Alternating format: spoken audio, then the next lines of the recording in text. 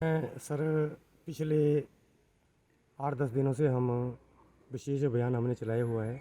परिवहन निदेशालय से अभी तक इस अभियान को जारी रखने के निर्देश मिले हैं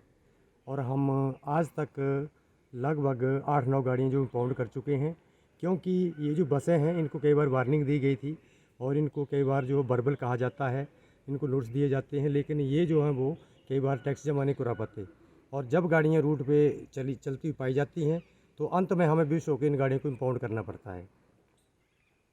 और ये गाड़ी आज हम रूटीन चेकिंग पे थे। अब घाघ से एरिया में, घाघ से सुंदरनगर इसके ऊपर उस रूट पे जा रही थी ये गाड़ी। तो इस गाड़ी का क्योंकि इसका जो परमिट है, रूट परमिट है, वो आरटीओ मंडी से इशू है। तो उसके बाद मैंने आरटीओ ऑफिस मंडी से कन्फर्म किया और इस गाड़ी का 11.61 लाख रुपया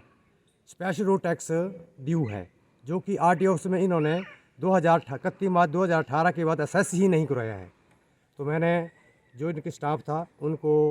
निर्देश दिए हैं कि वो आरटीओ ऑफिस में अपनी गाड़ी का स्पेशल रोड टैक्स जो असेस कराएं और उसको जमा करवाएं और उसकी रिसीट हमें दें ताकि गाड़ी को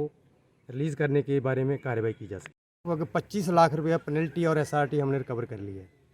और आने वाले टाइम में हमारी संभावना है कि हमें 10-15 लाख रुपये जो एरियर और है वो भी हमें मिल जाएगा, क्योंकि कई गाड़ियों के हमने चालान भी किए हैं और वो चालान पेंडिंग है। अगर हम हमारे पास सर लगभग 6-7 दर्जन ऑपरेटर ऐसे हैं कि जो कि मेजर डिफ़ाल्टर हैं और मेजर डिफ़ाल्टर का मतलब है कि उनके 50,000, 60,000, 1 लाख से ऊपर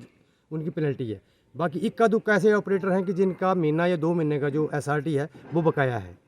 तो उनको हम वार्निंग दे रहे हैं और उनके चालान भी कर रहे हैं। और आने वाले टाइम में हमारी पूरी कोशिश रहेगी कि ये लोग जो सरकार का टैक्स भी दें। और पीछे हमने ये पाया कि कुछ गाड़ियाँ बिना इंश्योरेंस की चलती पाएगी, बिना पासिंग की चलती पाएगी, उन गाड़ियों को हमने इम्पाउंड किया, उसके बाद उनकी पासिंग करवाई गई और जब रूट पे इंश्योरेंस करवाने के बाद वो गाड़ियाँ रूट पे चल रही हैं, ताकि लोगों की जो जान माल की जो रक्षा है, क्योंकि लोगों को पता नहीं होता, यदि गाड़ी कोई अनहोनी हो जाती है तो उसमें ट्रांसपोर्टर भी उसमें उलझन में फंसता है और सवारियों को भी उसमें मुश्किल होती है। और जहाँ तक परिवहन विभाग है, परिवहन विभाग का भी उत्तरदायित्व बनता है कि इस प्रकार की निगरानी जो है रखी जाए।